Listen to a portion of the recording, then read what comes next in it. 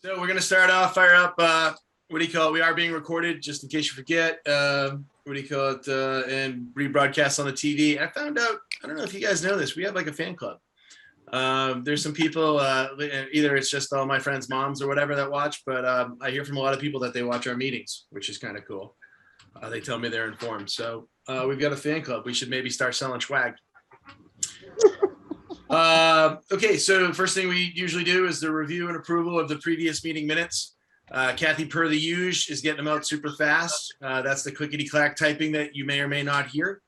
And I got those out to everybody for review, and I think they were pretty accurate. And does anybody have any issues, comments, or otherwise? Nope.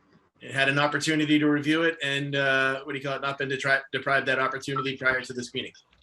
Correct. Okay, cool. So I'm going to make a motion to pass the minutes or approve the minutes. Tracy, you want to give me a second or somebody? Second. Second, third, fourth. Everybody throw your hand up and say yes. We all say it's okay. Yes, we all We say. it's- All right, cool. So that formality is done. Topic 2 is building maintenance. Couple cool items here. The first one is over the course of the last month or so during the Art and Edibles show, we got some benches, and we talked about this last meeting. Nobody had any objections to that. We were sort of in process trying them out, and so they've all been purchased. It was 3 benches, about I think they were like $140 a piece, paid for by money donated to us, primarily, I guess we'll say directly from the Wakefield Co-op. They donated $1,350 to us a month or 2 ago. We reviewed it last meeting. It comes in quarterly installments.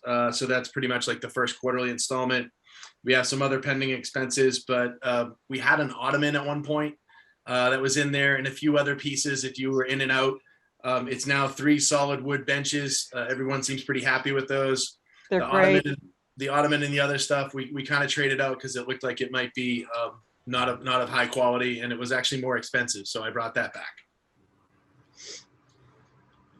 Anybody have any comments, questions, observations, anything like that on that? I think it was a good move because the ottoman was fabric. Yeah. Mhm. So I think it's better to have wood. Yeah, and it looks nice. Yeah, it Agreed. blends in nicely with the Mm. design of the building and Yeah. the floor and everything. Works Yeah. well. Yeah, that came up, looking at my original photos of Pinterest before we did everything last year. I pulled all these gallery photos, and then we saw some stuff, and so I'm glad that it worked out. Yeah. And definitely that ottoman one, we moved it around a couple times, and it had like a crinkle factor that just screamed like it was going to break. Someone was going to break that pretty quick. Okay, so that's done. Going through the expense route. So KMA Architects, whom we've hired to do our accessibility audit, was out on site on Friday, April 15th. I brought them in. They were there for 3 or 4 hours doing stuff. And I've talked to them a couple times, specifically in the last week, told them that we were meeting. I've got a memo from them that I'm going to send out to everybody. Came in late this afternoon. I just didn't have time to spin it around. Plus, it's also pretty chock full of details. So I think it's something you got to kind of read and go through and absorb. But I'd say that the quality is there. I thought it was good. They did a lot of really cool stuff. We thought, and by really cool stuff, just, they just seem to know like everything and everybody involved in this and how to do this and how to do that. And some of the previous assumptions that maybe we had for various things, when I put those out to them, they had all the facts, and they were just, I wouldn't say disarm me. They were able to just basically clearly talk circles around me as far as, you can do it this way, you can do it this way, you can do it that way. And I could only mention things that I'd heard from various people. So that's the whole point why we hired them. So they know their stuff. Don't know which way they're going to say to do things still. We tend to lean, a lot of this is really driven around, we're going to do accessibility on the first floor, and how do we do it? Do we do it through the front? Do we do it through the back? There's miles of arguments either way.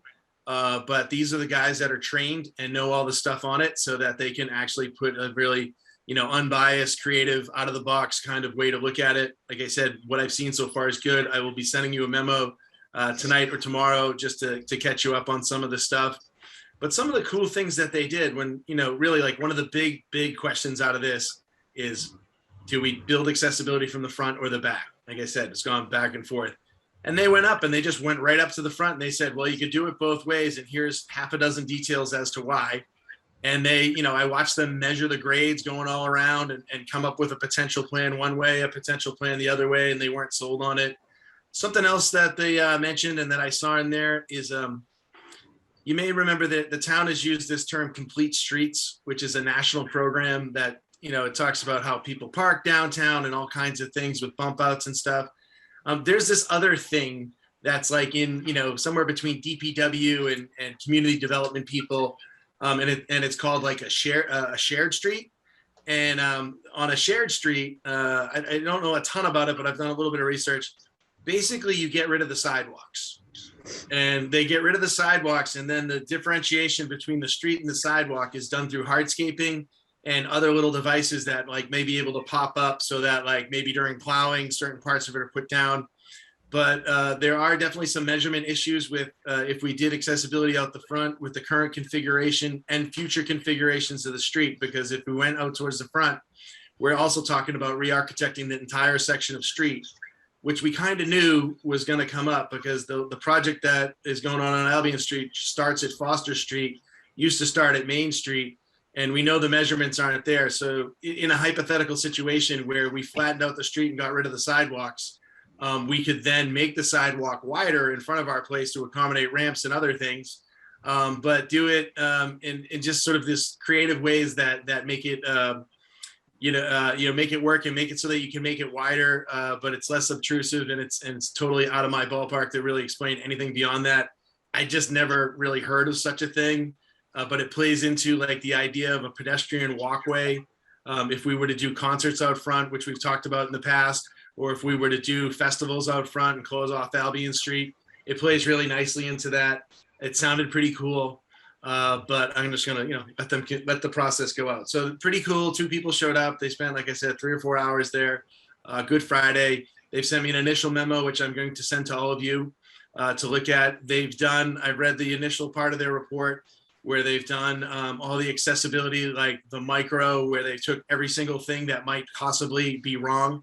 And they've talked about it, 100 times. From every single angle, and that's like a report similar to something we already had, but different and updated, including our current bathrooms. Our previous reports didn't include that, so we audited our current bathrooms so we can see what was done right and if anything was done wrong. So that's kind of an interesting read. They've recommended some modifications there.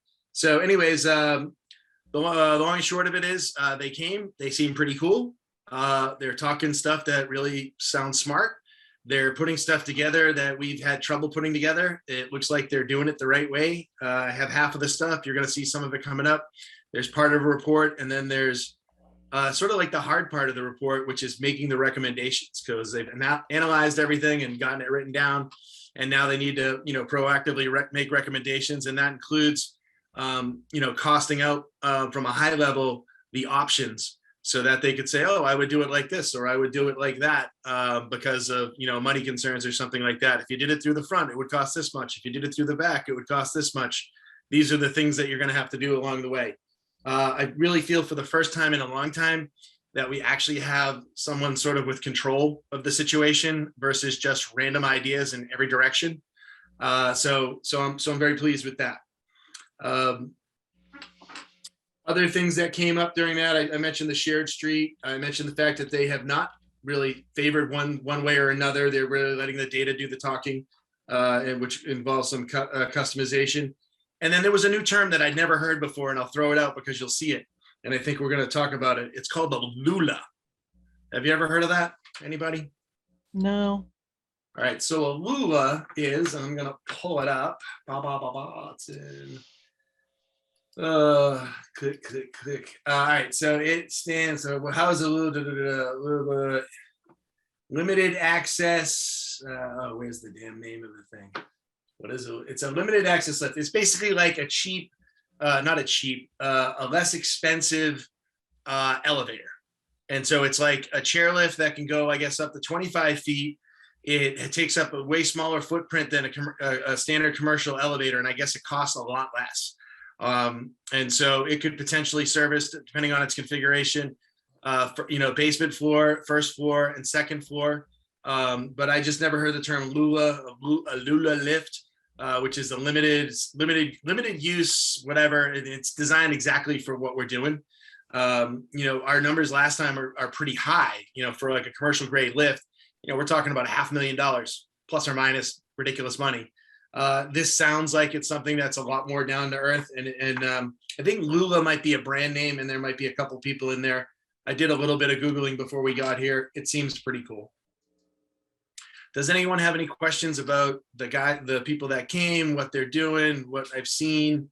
Again, you will be getting data and reporting back that supports everything that I said. And we are getting not only the stuff that I send you coming up, there's a secondary report. They're not done. They're like halfway done. Does anybody have any questions? Okay. Well, there's no real information yet to ask a question about, so we'll It's wait true. on that. All right. I sent out, we're going to the next item, which is window cleaning and fish window cleaning. I did send it to everybody, right? Did you guys get the window cleaning estimate?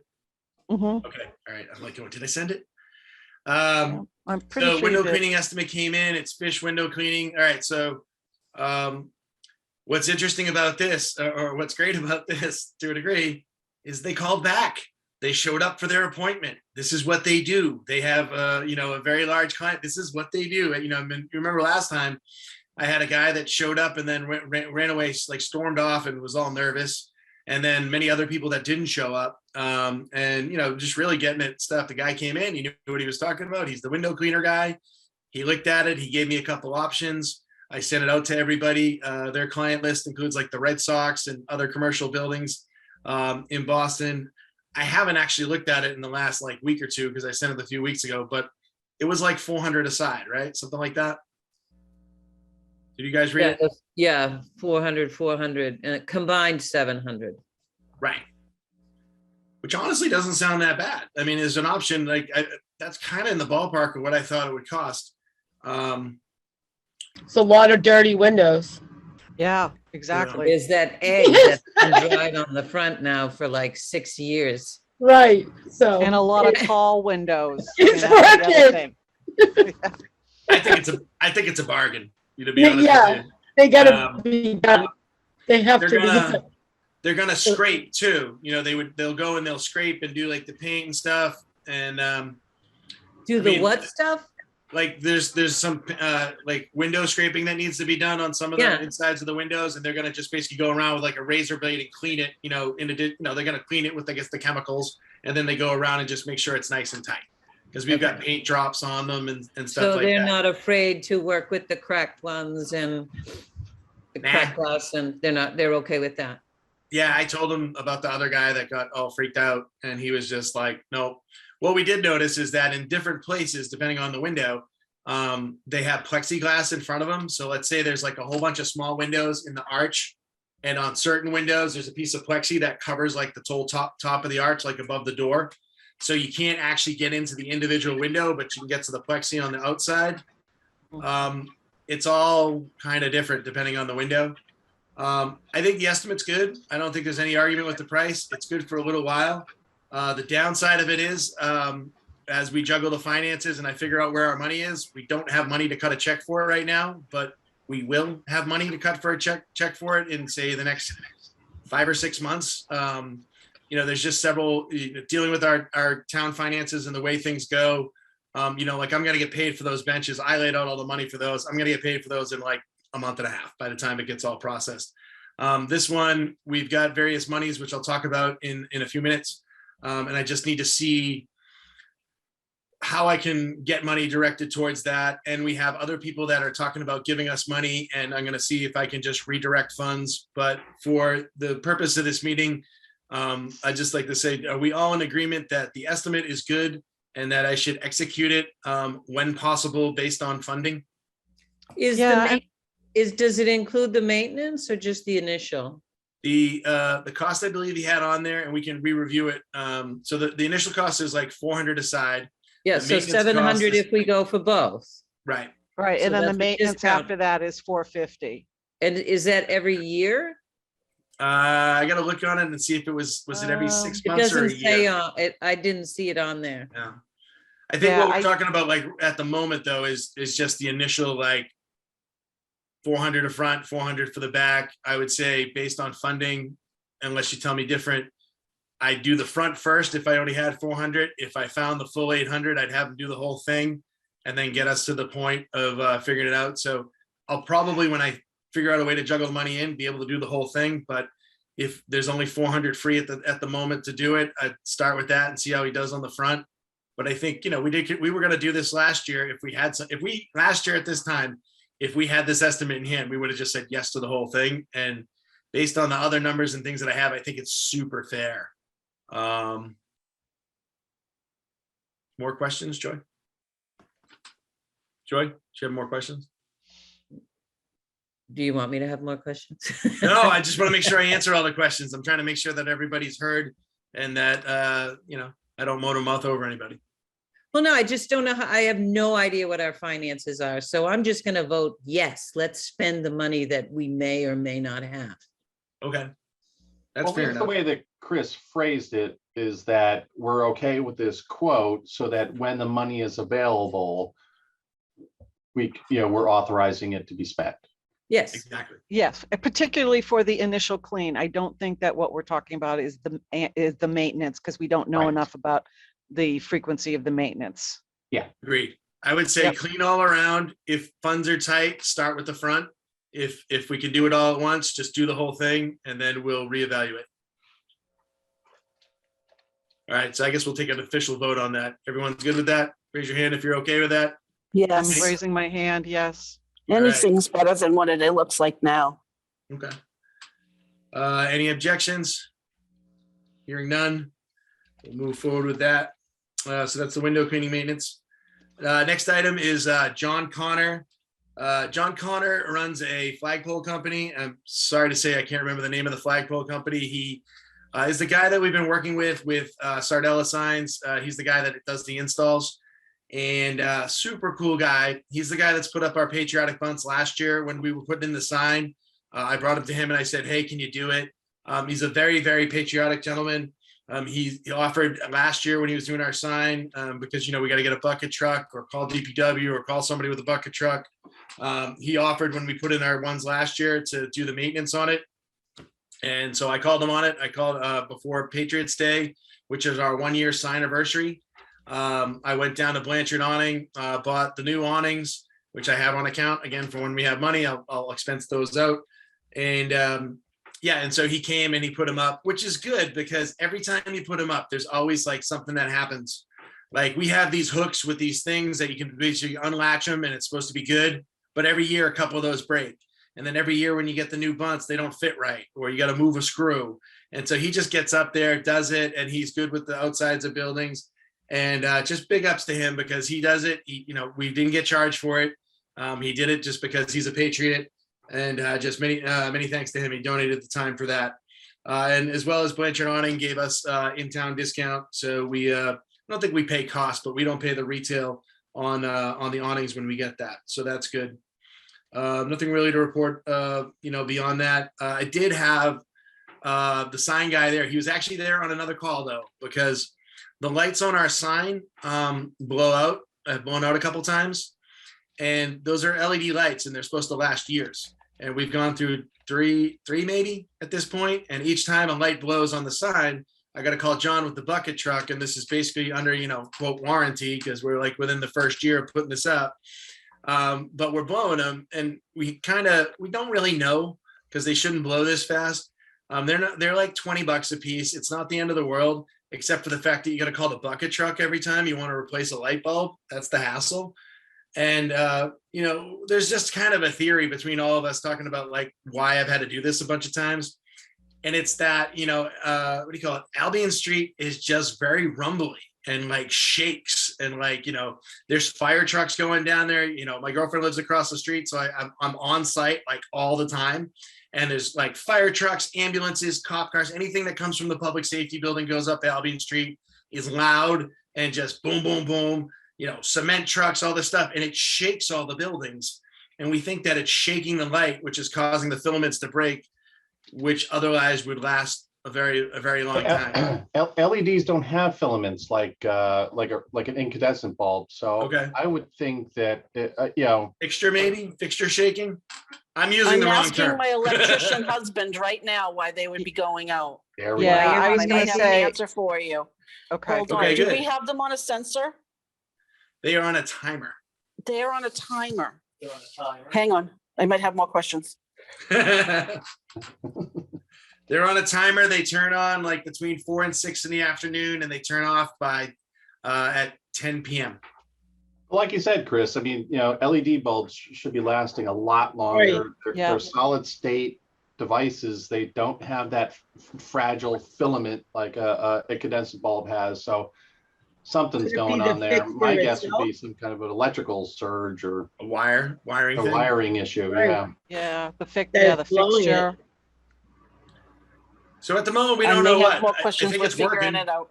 Yeah, I think it's working now. We replaced the bulb. I'm pretty sure the bulb's been replaced on this last one.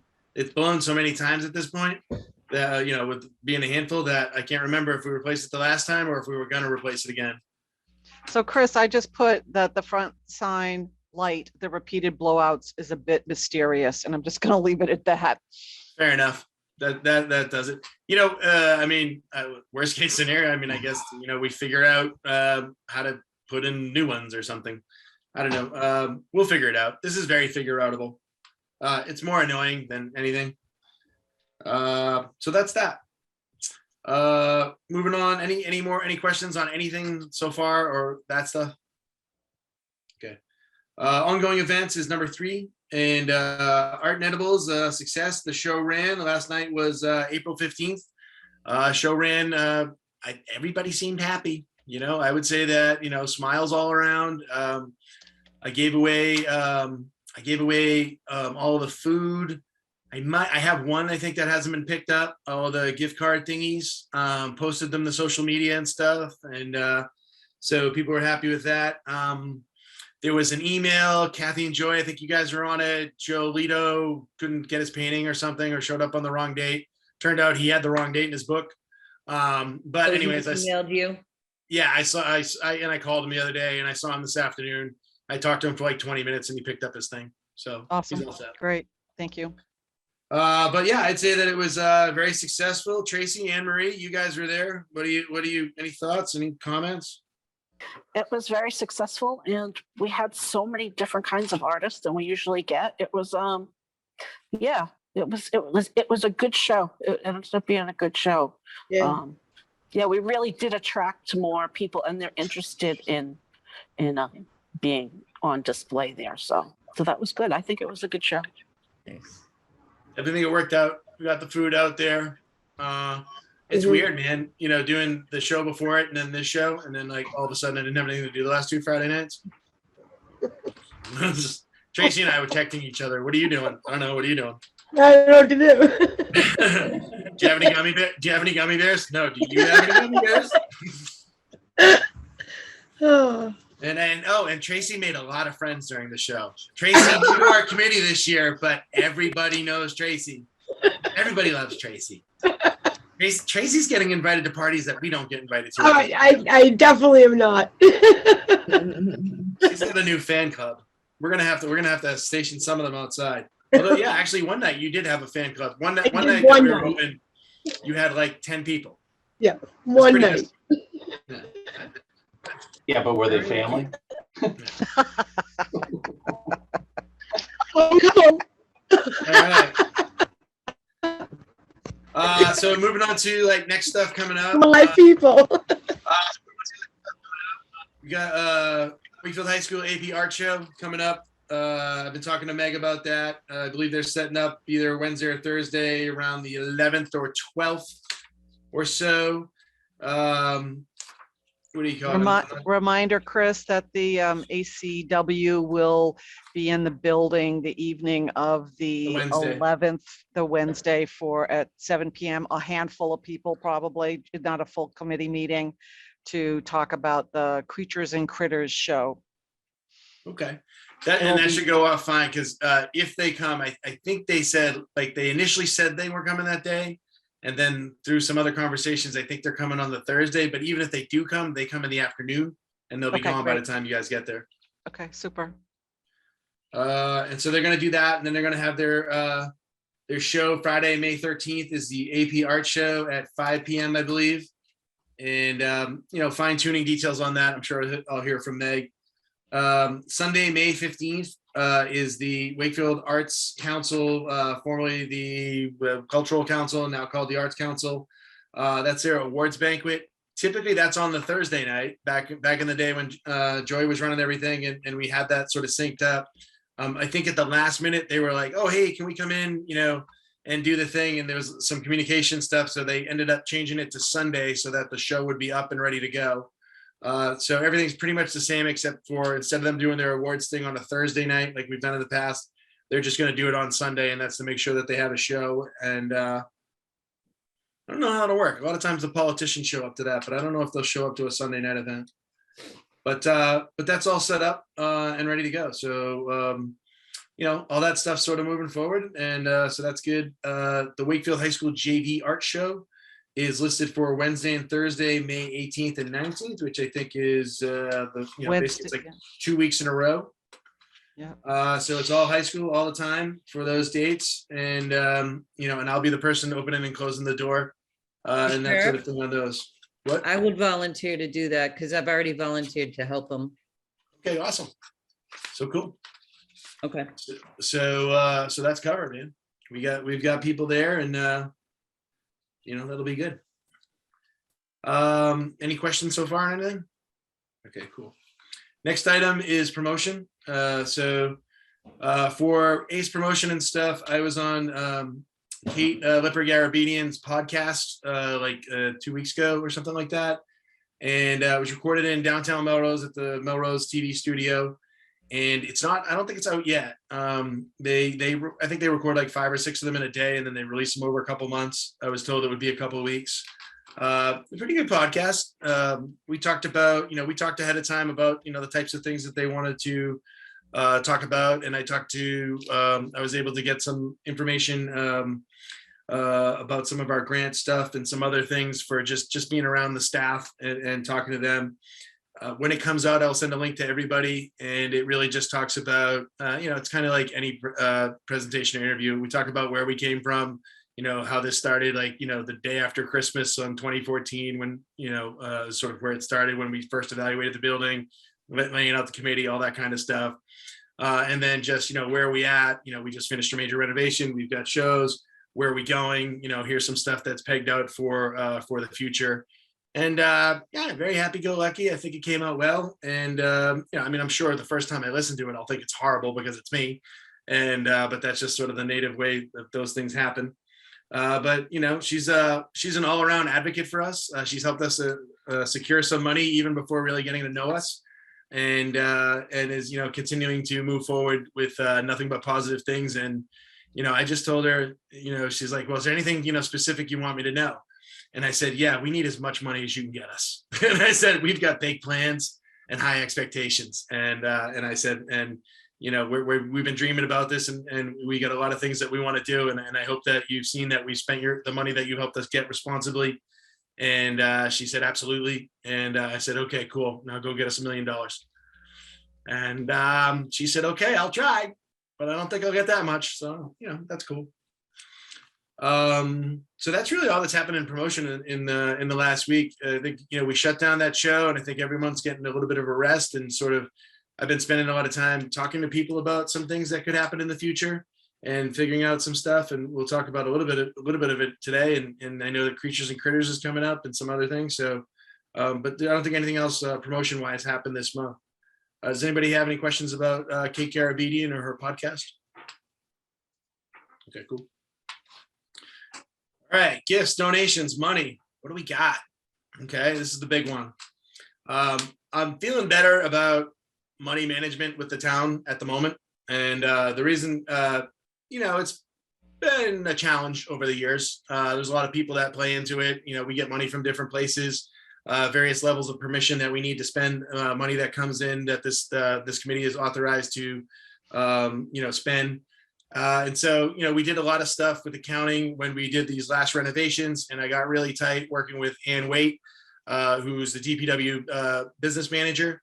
And we're continuing to work and talk about future funds. We've basically spent the $200,000 in earmarks that we got, plus some other minor money. And, in doing that, we just had to, come to a lot of like procedures. How do we do this? The accounting department at the town doesn't provide statements like a bank. They ask you to provide the information and then verify whether it's true. It's a difficult process, but I wouldn't say that it's necessarily different than many other towns, school departments, school districts. I deal with it at school. Just the money stuff's always a pain. But the real big thing was just having like a master ledger has never really seemed possible because money coming in different ways and different people you interface with. And we sort of have kind of established that with the new funds that are coming forward.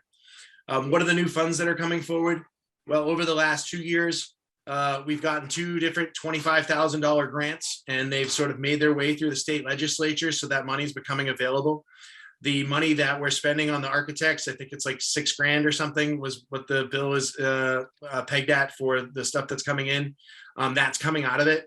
And before we were able to get the engagement, even though we voted to engage the architects, I then had to go through a 6-week sort of thing of lobbying the town hall, town treasurer, town everybody to find out where that money was and to get that money from the state into our bank account with the town and get authorization to do it and get everybody to know that it was there. So basically that's a lot of phone calls and a lot of just being on people's butts to make sure they do what they say they're going to do. And I was able to make sure through the town treasurer that we did secure the first $25,000 earmark. The money actually went in our account yesterday. Literally 50 phone calls by me, and I think people are glad that I'm not leaving them messages and sending them emails anymore saying, where is it? Where is it? Where is it? Where is it?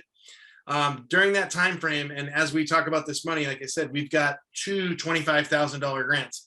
The thing that's hard about it is when these things get announced, and it's been happening over the last like 2.5 years, you get excited about it. We have money there, but it's not like you can just say, oh, show me like, invoice number 17 or whatever it is. Just to even reference the money that comes to us is like this whole political thing. Like it's the act to improve upon blah, blah. It's got like a name like this big. I just want to say, hey, grant number 5, grant number 7, what's our thing that we have going on. So I've been able to get that stuff. We got $25,000. That came in from the state. And we have another $25,000, which is coming in, from the, it's an earmark and it comes through the Cultural Council and it came through in the last year. And so I've got the funding paperwork for that and I'm filling out the funding paperwork this week. And then it goes to the state. I believe it has to be done by the end of June. And then we get another 25,000. So we have one account with $25,000 in it. We're going to have another account with $25,000 in it. Once I process this paperwork, it's going to take me about 2 weeks. And then we have access to another $70,000 in ARPA funding. And that's funding that the short version of that is it came in through the pandemic. And it's like unrestricted funding, but we have to give a description to get it. And so I've been talking with the DPW business manager, Ann, and we just talked about these different piles of money and the rules around them and how we're going to do that so that we're on the same page and there's no just craziness that, we've experienced in the past. So we're going to have 3 different ledgers working for these 3 different funds. So 25,000 came in yesterday morning and is in one of our accounts. The 70 we have to apply to get the money over, which is good because our architects are bringing us stuff which will make it so that we can ask for that money and get it. And then the other 25,000 is coming in. So we've got money. We've got money in different piles. There's rules about it, but I've got it all chased down. 25 here, 25 there, and another 70. Yeah, I think that's the summary. So we had a $200,000 balance. We, over the last whatever amount of years, we spent that out with our last renovations. We flattened out the budget. We even went over because we convinced DPW to bring us in on, I think it was $12,000 for our asbestos removal last year. So we did really well with that money. And we've got, like I said, a new system and all the money's, ready to go. So our architect bill that is coming in after this report comes in the next month, that's paid for. The anticipation is that we're going to have another bill that's going to be like $10,000, maybe $15,000. And that's once we get the data from our architects and everyone has a chance to evaluate the report, we have a chance to talk about it, in a recorded session and live and give the committee an opportunity to ask questions and stuff. We'll then have some decision points. I don't know what those decision points are going to be. I just know that they're coming up. These reports are basically just telling us what's up, and it's going to be like, hey, you can do this, you can do that, whatever the amount of options are. And then we'll have to lobby and decide how we're going to move forward. So the architect bill is paid. We expect another architect bill of whatever way we decide to move forward to then be created in the next couple months, which will be a $10,000 or $15,000 bill. We've got the funding to pay for it, so it's okay. So everything's in line, so we can keep moving forward without restriction. And then we'll see where other things are at. And I've got regularly scheduled meetings with DPW business manager / and accounting to make sure that we keep a real tight watch on what's going on. I'm happy with where we are as far as communicating about finances with the town as of this moment. Does anyone have any questions about any of those funds and where they're at? Okay, cool. Sorry, just a quick question. You said there's some restrictions on the way we can use that money. Yeah, so some of it is spirit. There are restrictions, but they're not really restrictions considering what we're doing. They're pegged towards accessibility primarily, and everything that we're about to spend is pegged towards accessibility. So there's sort of no restrictions, as far as that goes. Some of the other money. So if there were a restriction on some of the stuff, which we don't anticipate there being any, we have enough money that we could just sort of just draw from a different fund. If that makes it, like the ARPA money is, you have to explain what you're going to do with it, but it doesn't have the restrictions of the two other grants, which have to go towards specific items. Okay. Overall, I think we're good because everything we're doing is all within the reason that we got all the money is the reason why we're spending all the money. Yeah. So that's so there's really nothing crazy about that. I mean, but it's good that they have rules. And it's good that they pay attention. I mean, if we went out and bought a water slide to put down Albion Street, I think they should say something. Like, hopefully they say cool, but no, so we've got that. So that's the status of where our money's at. It's all basically wrapped up in accessibility at the moment. One packet to finish with the cultural council, and other money decisions will be made once everyone on this team has an opportunity to read and comment and discuss the reports that we have forthcoming. Any questions? All right.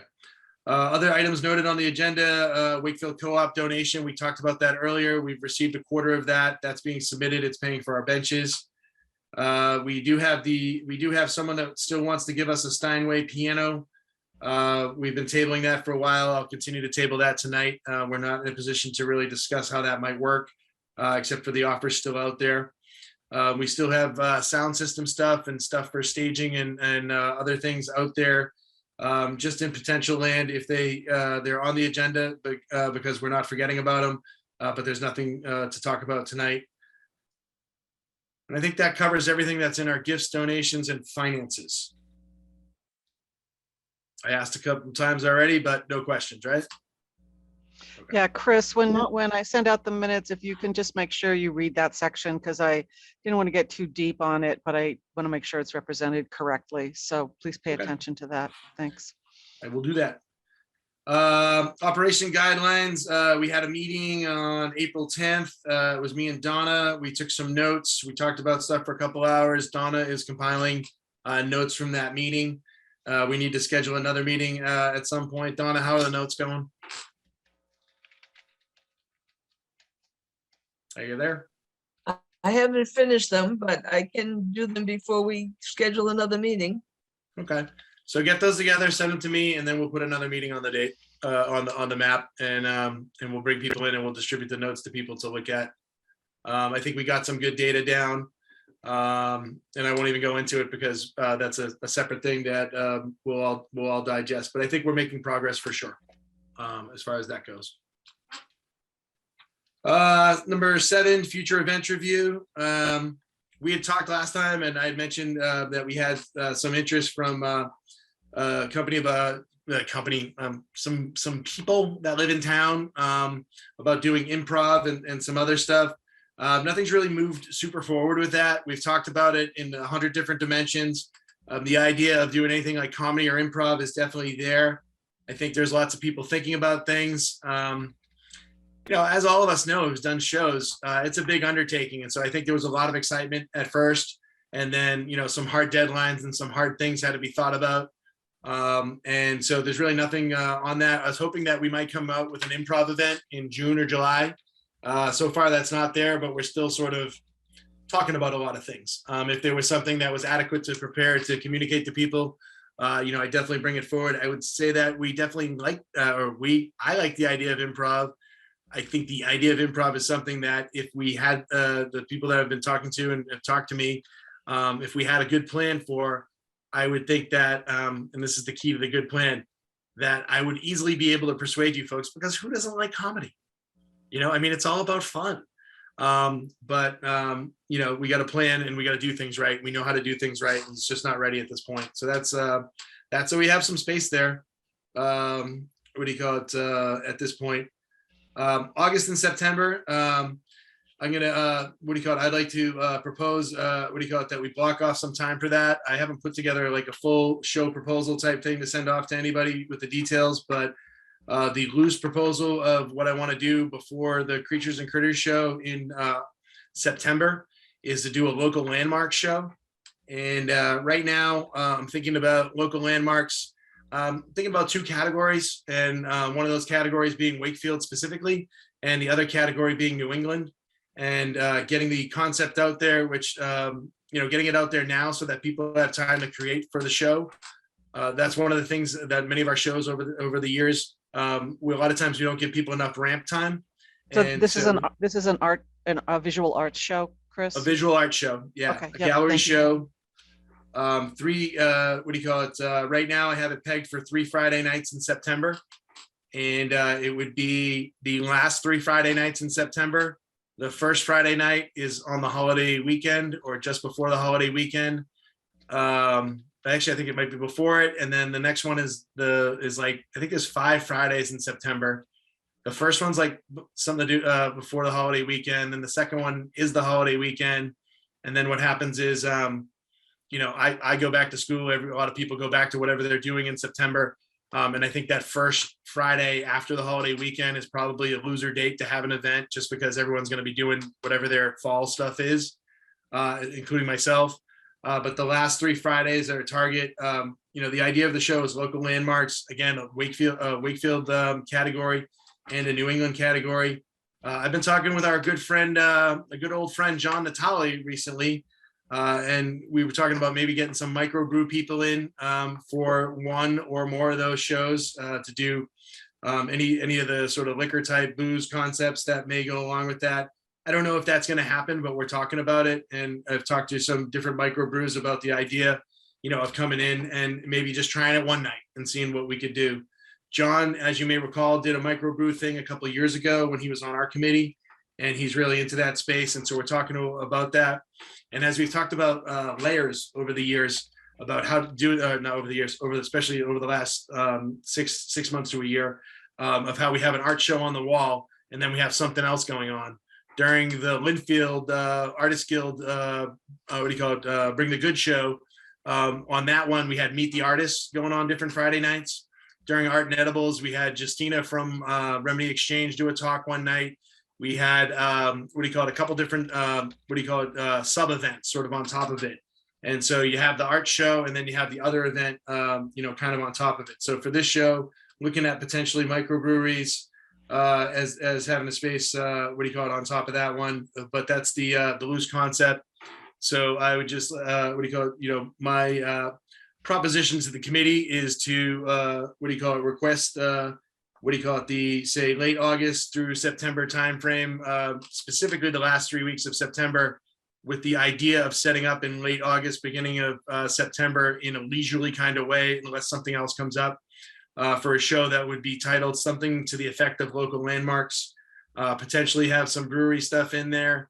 And John and I have even talked about maybe figuring out a way, depending on how the local landmarks thing sort of plays out, of maybe having some people come in and do talks about stuff. Maybe we get somebody from the Historical Society that talks about our building one night or something, or talks about some other thing that might be of interest, to create a layer within the event. So you have the event, then you have that layer, and then potentially a microbrew layer. That's a 3-week show. And so what I'm looking for tonight with the committee is to say, hey, do you have any issues with it? And if not, what do you call it? I'd like to just sort of get, a show of hands saying that late August, last couple weeks of September, prior to Creatures and Critters, what do you call it? That everyone's okay with me producing a show during that time space. Fine. Okay. Does anyone have questions? I do, but Okay. Doug, you go first. Oh no. Did you have some? Okay. I just think that the Hartshorn House does something with the microbrew and with history. So I just think that That's part of You our don't wanna- conversation already. What? John and I, that's been part of our conversation with Okay. John and I. As we've been talking about microbreweries, one of the things, because this isn't my area of expertise, but he's kind of in there. Yeah. He has the info as far as that goes. I don't think that they have, a monopoly on who can do microbrew events, but I know that they've done it. That's not what I said. What I said is that if you're gonna start like having someone talk about like history and landmarks and that kind of thing, because that's what they do. It's a history Right. night. So I was just thinking that I'm not saying that they have the monopoly on it. I'm just saying that we should steer clear of replicating what they do. I just think that's kind of Right. weak if we did that. The idea behind the potential storytelling in the brew, though, that it's a step up levels of the show. So the show is sort of the primary thing, Mhm. but I would say that everything you said, yes. And then as far as the dates go for your show, Yeah. I think that September 2nd, which is a Friday, is more of a loser night than September 9th, because that butts up to people going away for the weekend. Right. for- And we weren't actually going to do either one of them. Oh, I We're gonna thought you do said second. Okay. the first 2 Fridays, we considered both loser nights. The ones Okay. the holiday weekend. There's one before the holiday weekend, and then there's one that is the holiday weekend. It's actually no. Second It's and the the holiday 9th. weekend, and then the one after. The And so ninth. it'd be the last one. It'd be like the 30th, the 23rd, and then whatever's before that. 16, 23, 30. Yeah, so those would be the target dates, because I think the first two Fridays are both loser dates. Well, they're not loser dates. I just don't think anyone will come, and we'll have other stuff to do. And if somebody wants to do something on those dates, they can. So then next up is Creatures and Critters, and I'll throw that off to Kathy, Joy, anybody that wants to talk about that. That's outside of my wheelhouse. Kathy mentioned that there's an organizational meeting on May 11th. Yep. So we know that it's gonna be, we want it to be the whole month. We haven't decided on dates, but I think that Friday is shaping up to be a decent night for shows. I don't know. I don't know if we want to get into a routine like that or if we want to mix it up. So right now I don't have a lot to say, but we're moving forward on it. We may have a logo. Yep. That's cool. Yep. And then Um, the other thing that we are looking to do that I'd also add out there is there are town events also happening in the month of October, particularly the Fright Night and the pumpkins on the library yeah. stairs, which I think Joy said is probably the 27th of October, which is a Thursday. 26. Oh, the Sorry, 26th? I know I'm on the wrong month. Sorry. Okay, 27th. So as part of the conversations, we'll look to, leverage, any other town activities that tie in with our theme and, of course, town businesses, with Creatures and Critters, there's pet stores and and all kinds of opportunities for us to collaborate. So those conversations will be included, and maybe even that last week of October, we don't know if it would be, we would do something only on that Thursday night in conjunction with the town activities, or we also do the Friday night. None of that's been planned out, but we're definitely looking for synergies and opportunities with local businesses. So everybody keep their eyes and ears open for anything creatures and critters related, or any ideas. Anne Marie's had some great ideas. Joy has, so lots of good stuff being put on the table, all in preliminary conversations. Is it still called Creatures and Critters? It is called Creatures and Critters. Yep, the Creatures and Critters Art Show. Cool. I think people. We had an official vote. We had 6 names to consider, and we voted on each and every single one. Nice. I'd ask what the other names are, but they're dead, so who cares, right? Don't want to get anyone confused. Well, that sounds cool. So I don't know that we have anybody that's requested space in November yet.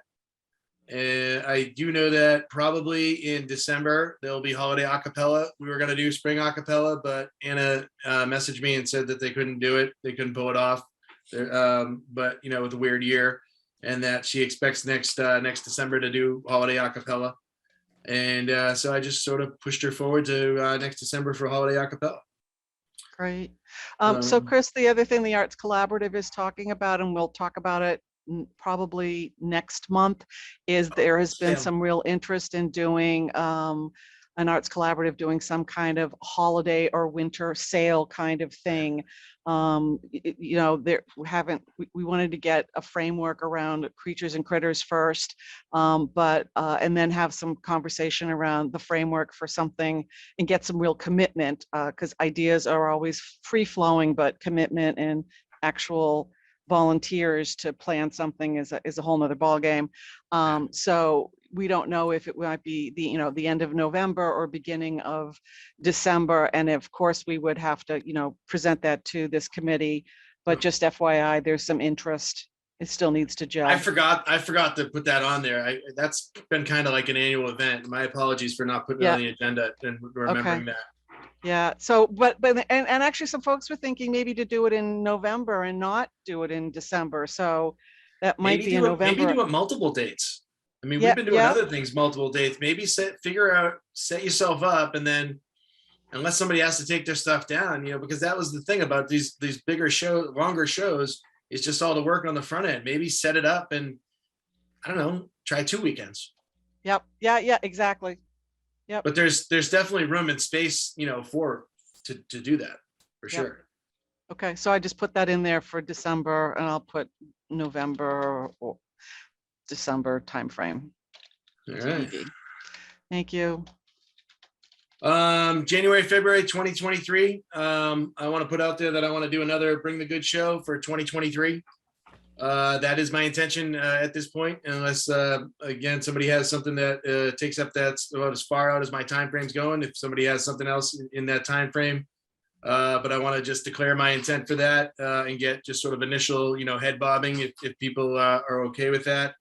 January is typically a hard month for us for any events. I don't even think we oftentimes don't meet in January after the holidays and all that craziness. The first couple of weeks aren't necessarily popular or easy to get people out. We've never really had success on that. This last 2 years of shows that I've done in the winter, what was the one before? This was Bring the Good, and then before was New Beginnings, when we thought we were getting out of the pandemic.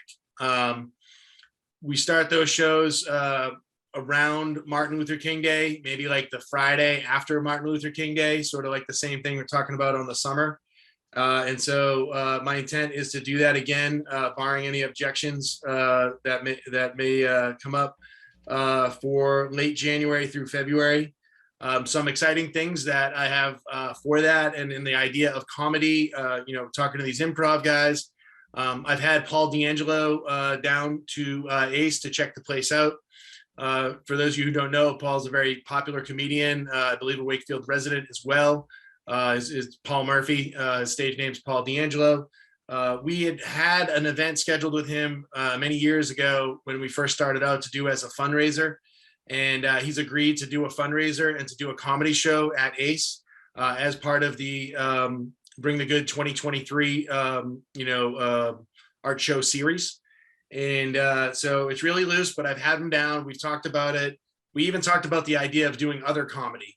And if we could do comedy shows and, from a fundraising and capacity perspective, we're not really big enough for that, but I think it would be great, to have him as a layer to the, and I'm planning on having him as a layer to the Bring the Good show. So either one of the nights that the Bring the Good show is open, or maybe it'll be a Saturday night instead of a Friday night. We'll have him come in and do a ticketed comedy show that will be for fundraising for building expenses. In addition to that, we've been going back and forth now for a couple of weeks. He also agreed to do a one-time comedy workshop, and that would be with people that want to learn how to write comedy and just the comedy business. I don't know how that works, but I suggested to him maybe we'll do a couple comedy nights. Maybe it'll be a series. Can we get some other people? And that just fizzled out because we don't have a large enough capacity to support a revenue stream for that. However, he is going to give us a show free of charge that we can charge for to do fundraising. And in addition to that, he's offered to do a comedy workshop sometime in that space. So my proposal to you, head nods, is to say, my intent is to do a show second half of January through February called Bring the Good 2023 with layers of comedy from Paul D'Angelo and a workshop. Anybody have any questions? Questions, concerns, comments? All right, so I'm just going to say everybody's good with that. Give me a hand raise. That's okay. I can move forward with planning that. I want to put that out on our calendar just so that I can start just compartmentalizing stuff. End of the school year, so I've planned next year already. I'm planning my entire summer. I'm planning what am I going to do in 2023 and 24. So we've got that. We talked about a Go Live music series, a green screen, doing an interview spot. That's just all carryover stuff on here. Next item I had consistently on our thing, we've talked about the artist challenge idea and concept. I'm trying to kind of weave that into this local landmark show for September. And in the wording of that, I want to ask people to maybe encourage people to paint or draw or do anything visual with the interior of our building, because I think that would be fun to get. And also encourage people and maybe by prize money or some other terminology way to create stuff, that's Wakefield buildings, Wakefield landmarks, not necessarily like the lake, the gazebo, and the bandstand. I've seen enough of that, but I'm sure we'll get plenty of that. So the idea of just getting some hyper local stuff going, and I sort of, as that's been an item that I've left on the agenda, I've sort of trying to see if I can boil that into the thing in September, and maybe I'll pull that off the agenda if it works out. I don't know if anyone has any comments on that. Art on the highway, nothing new there. That's just the idea that if we came up with some sort of method, we could use the billboard that is accessible to us. And I'm just keeping that as a placeholder. And then that brings us to number 10. Any unanticipated topics that anybody wants to talk about?